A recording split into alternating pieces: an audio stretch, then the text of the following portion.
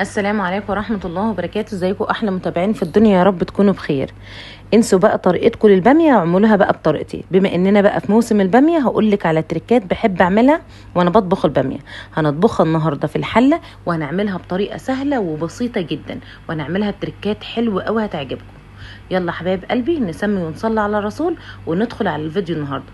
بس يا ريت لو عجبكم ما تنسونيش بقى في اللايك والشير، ويلا نبدأ الفيديو.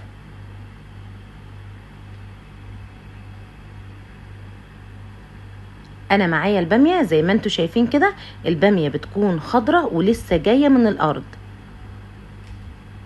الباميه دي جميله جدا وخضره، لما بشتريها لازم يكون القمع بتاعها يكون احمر وجميل وتكون صغيره. انا بقمعها وبعملها دايره زي الهرم كده من فوق، وبشيل القمع بتاعها من تحت برضه. بقمعها بالشكل اللي انتوا شايفينه ده. طبعا احنا بنغسل الباميه كويس قوي قبل التقميع. بغسلها مره واتنين وتلاته، وبعد كده بنشفها كويس قوي، وبعد ما بنشفها ببدا بقى اقمعها بالشكل اللي انتوا شايفينه كده. قمعت الباميه.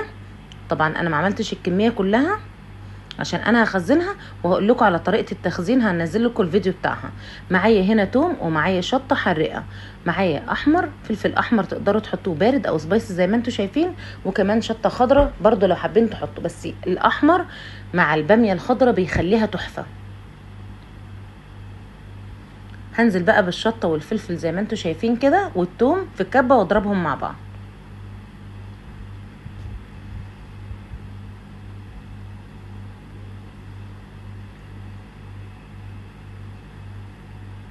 هنا معايا حله على النار فيها شويه من الزيت وفيها قطعه من الليه، انا بقطعها صغير جدا زي ما انتم شايفين كده.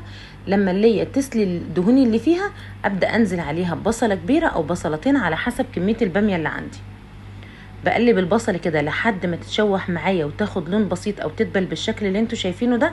ببدا انزل بالباميه، ودي اهم تركه، ودي التركه الاولانيه. دي اهم تركه زي ما قلت لكم.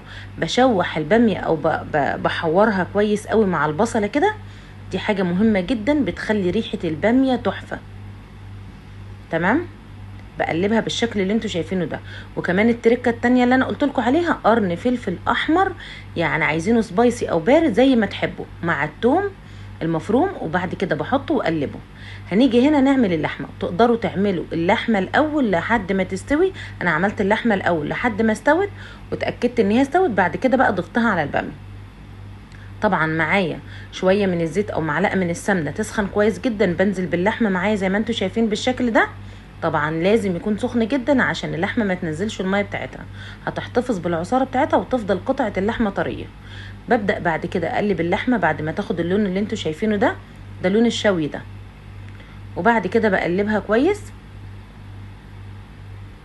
وبنزل عليها طبعا بالبهارات والفلفل الاسمر. طبعا بنزل بالبصله زي ما انتوا شايفين كده. تقدروا ما تحطوش البصل لو انتوا مش حابين، بس انا هنا بحط بصلايه مع اللحمه الاول زي ما انتوا شايفين بالشكل ده، وبقلبها. وابدا انزل معايا بقى بالفلفل الاسمر والبهارات زي ما قلت لكم. مش حابين البصله تقدروا على اللحمه على طول تحطوا الفلفل والبهارات وخلاص. طبعا اللحمه بنحط لهاش ملح دلوقتي. هنا معايا بنزل بالطماطم. الطماطم دي انا مخزناها معايا في الفريزر. تقدروا تنزلوا بشفشق من الطماطم الفريش، بس اهم حاجه لازم الطماطم تصفيها كويس قوي من القشره والبذور، عشان بتخلي الطماطم تكون بيور كده وناعمه، وكمان بيكون لونها احمر.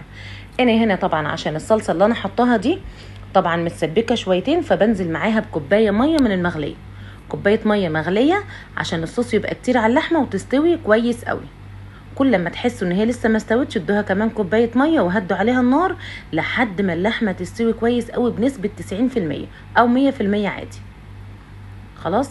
انا هنا بختبر اللحمه، لقيتها استوت معايا، بشيلها بقى وبنزل بقى في الحله على الباميه زي ما انتوا شايفين كده. بعد ما حورت الباميه مع البصله مع الفلفل والثوم وقلبتهم كويس قوي، بنزل بقى باللحمه المستويه معايا اللي انا ضايفه ليها الصلصه بتاعتها.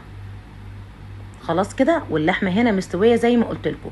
شوفوا الباميه صغيره زي ما انتوا شايفين كده. حابينها تكون كبيره، حابينها تكون مهروسه. الباميه الصغيره دي بعد السوا بتطلع ماسكه نفسها. لو انتوا حابينها تكون مهروسه خليها باميه كبيره واقسموها قسمه من النص كده، دول فاتحه من النص.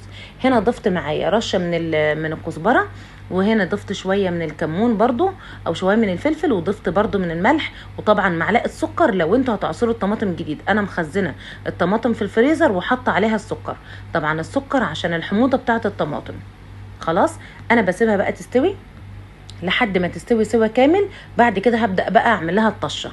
الناس اللي حابة تعملها، بس دي برضو بتودي البامية في حتة تانية خالص، دي تركة تانية خالص روعة للبامية.